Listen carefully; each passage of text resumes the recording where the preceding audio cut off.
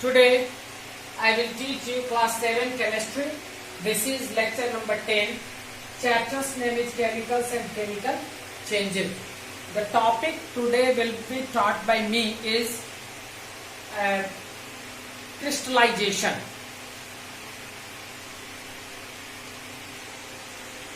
Crystallization, the process of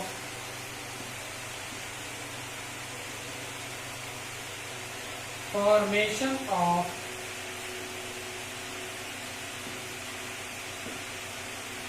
crystals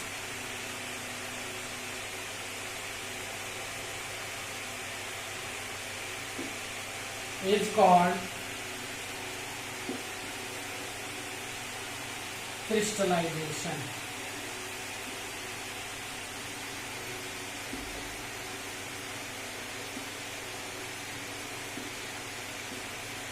Dear students, crystallization, the process of formation of crystal is called crystallization. Crystal बनने की प्रक्रिया को crystallisation कहा जाता है. क्रिस्टलाइजेशन वास्तव में किसी सॉलिड सब्सटेंस को हम पानी में घोल लेते हैं और उसको गर्म करते हैं, उसको वेपराइज करते हैं उसके वाटर को, और वह जब सैचुरेटेड सॉल्यूशन में हो जाता है उसके बाद उसे हम छोड़ देते हैं, तब उस पदार्थ का हिंदी में रवाकरण करते हैं, रवा बनने लगता है, उसका दाना दाना बनने लगता है. उसी प्रक्रिया को हम लोग क्रिस्टलाइजेशन कहते हैं. जो क्रिस्टल बनता है उसको रवा कहते हैं. तो इसलिए ये डेफिनेशन हुआ क्रिस्टलाइजेशन का. The process of formation of crystal is called crystallization. अब क्वेश्चन उठता है कि क्रिस्टलाइजेशन केमिकल चेंज है या फिजिकल चेंज है. तो क्लियरली क्रिस्टलाइजेशन में कोई नया सब्सटेंस नहीं बनता है, बल्कि उसका जो लिक्विड फॉर्म रहता है वो सॉलिड फॉर्म में बन जाता है. इसलिए क्रिस्टलाइजेशन एक फिजिकल चेंज है.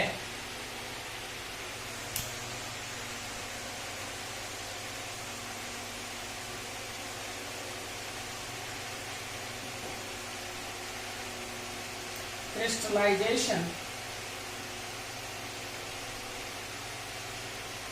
is a physical change.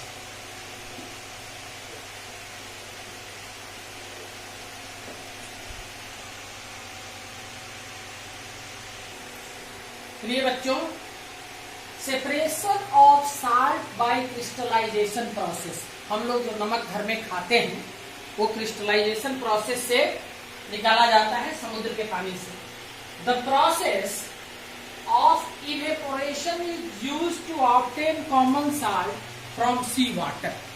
हम लोग करते क्या है कि समुद्र के पानी को समुद्र के किनारे अलग अलग बेड्स में जमा कर देते हैं और वो पानी भाप बनकर उड़ने लगता है. उसके बाद एक परत टाइप का बन जाता है जिसमें कॉमन साल्ट की मात्रा अधिकतम रहती है, लेकिन उसमें बहुत सारे इम्प्यूरिटीज रहते हैं. जैसे सैंड घुला हुआ रहता है, मैग्नीशियम क्लोराइड घुला हुआ रहता है. इसके लिए क्या करते हैं कि फिर उस साल्ट जो सॉलिड फॉर्म में रहता है उसको पानी में घोल देते हैं अलग. अब समुद्र के किनारे नहीं, फैक्ट्रीज में, कंपनीज में, और उसको पानी में घोल कर उसके बाद उसको हम उस घोल को, उस सॉल्यूशन को छान लेते हैं, जिससे सैंड और मैग्नीशियम क्लोराइड छनकर निकल जाता है. उसके बाद जो हमारे पास वाटर सॉल्यूशन बचता है उसमें केवल कॉमन साल्ट रहता है, जो लिक्विड फॉर्म में वाटर में घुला हुआ रहता है सॉल्यूशन के रूप में. अब उस सॉल्यूशन से हमको कॉमन साल्ट प्राप्त करना होता है. तो हम क्या करते हैं कि उसको गर्म करते हैं और उससे पानी इवेपोरेट करके निकलने लगता है. फिर उसके बाद जब वो सैचुरेटेड सॉल्यूशन में बच जाता है तो फिर उसको छोड़ देते हैं और उसका रवाकरण हो जाता है. फिर हमें कॉमन साल्ट मिल जाता है. तो the salt obtained by this process consists of many impurities such as sand, magnesium chloride, etc. The impure salt is purified by the crystallization process. Dear students, now I am going to answer some objective questions given at the end of this chapter, and some long answer questions and short answer questions are there. but all the short answer questions and long answer questions were already taught by me, and the notes were written over the board in the previous lectures. So you can answer all the questions by the note already taught by me, and I think that you have already prepared the note that is written on the boards. So you can answer all the questions at the end of this chapter. But today I will answer some objective and short questions.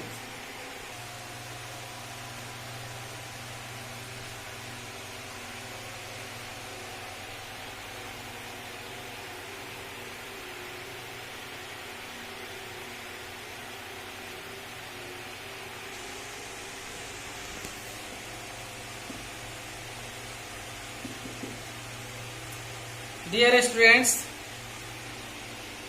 choose the correct option for each of the following. नीचे दिए गए options में हमको सही option चुनना है. Question number 1 है, objective type question है. Manu dropped a horseshoe made of iron into a copper sulfate solution. After some time, he found that the horseshoe had a brown deposit on it. It was due to the formation of, option है iron sulphate, iron, copper और copper sulphate. तो ये इसका answer होगा my dear students iron sulphate A.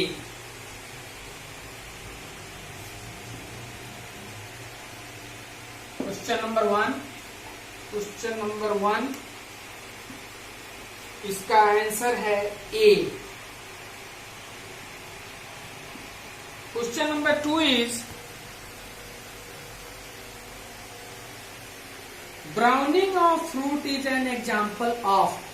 Fruit जो brown हो जाता है काटने के बाद वो क्यों होता है?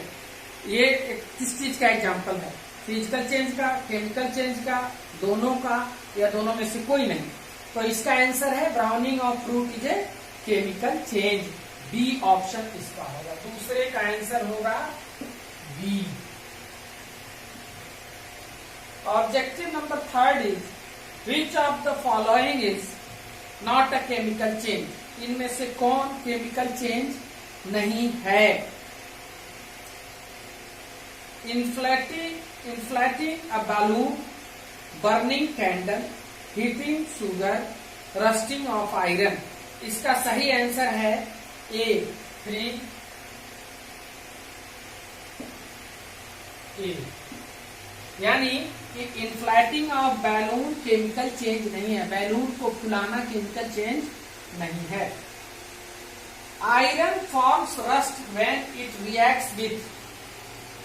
आयरन में जंग लगता है जब यह रिएक्शन करता है किन किन चीजों से? ऑप्शन है आपका ए में हाइड्रोजन एंड ऑक्सीजन, ये गलत ऑप्शन है. बी में है oxygen and moisture that is water, ये सही ऑप्शन है B option. Carbon dioxide and hydrogen C option है, गलत है. Water and carbon dioxide D option गलत है. आंसर हमारा होगा B.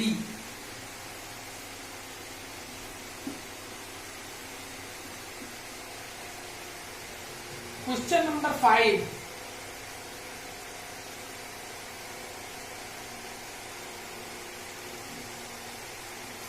The steps involved in writing the chemical formula of a substance are given below. Write the symbols of the element. If the valencies are identical, cancel the valencies.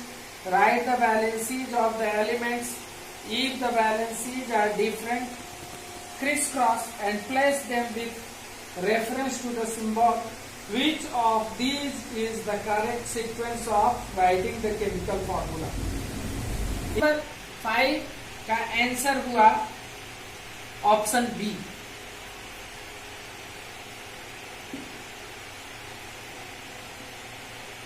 अब आते हैं fill in the blanks using the correct words. A change in which composition of substance changes is called chemical change. B. Question number B 1 answer होगा chemical change.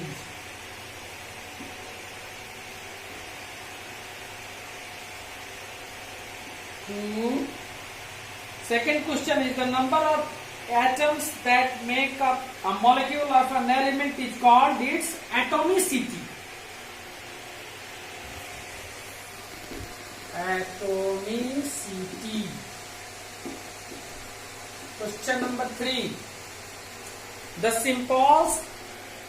symbolic representation of composition of a chemical compound is called its chemical formula, not atomicity. इसलिए तीसरे question का answer हुआ chemical formula.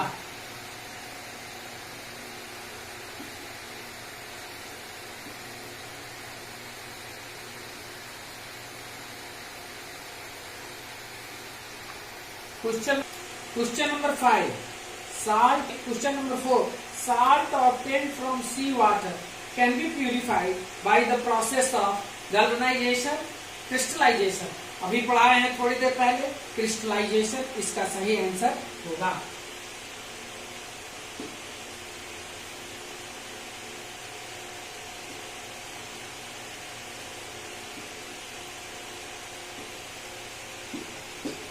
Crystallization. Question number 5.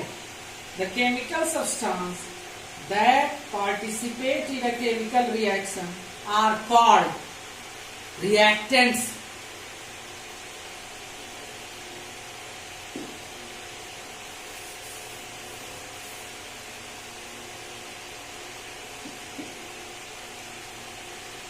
फिर एक बार ध्यान दीजिए यहां.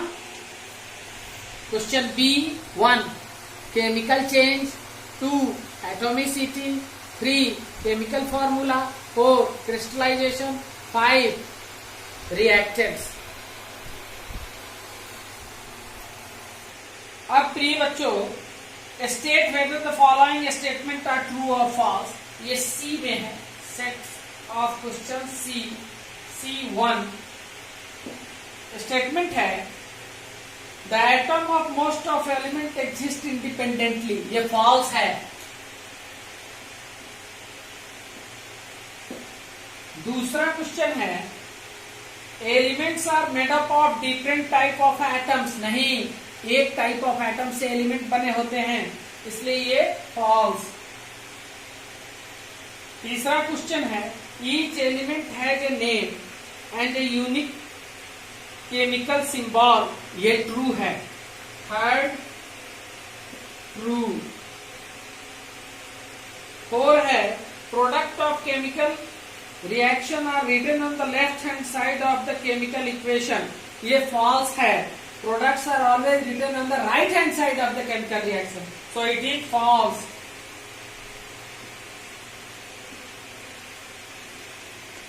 Question number 5. Rust is another form of iron. नहीं, ये आयरन का अनदर फॉर्म नहीं होता है, दूसरा कंपाउंड ही बन जाता है, इसलिए ये फॉल्स है.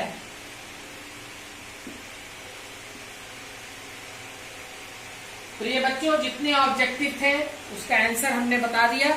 इसको याद ठीक से कर लीजिएगा. इसके बाद जो क्वेश्चंस हैं वो सारा मैं जो पढ़ाया हूं, just define the following terms, valency, chemical equation, galvanization, rusting, crystallization, reactants, सारे क्वेश्चंस मैं अपने नोट्स में आपको पढ़ा चुका हूं. आप प्रीवियस वीडियोस देखकर और आज का वीडियोस देखकर आप इन सारे प्रश्नों का उत्तर दे सकते हैं. इसके बावजूद भी यदि आपको कोई दिक्कत हो तो मेरा नंबर शांति निकेतन के साइट पे है, वहां से लेकर आप मुझे कॉल करेंगे. मैं आपकी मदद करने के लिए हमेशा तैयार रहता हूँ. Thank you, my dear students. A lot of thanks.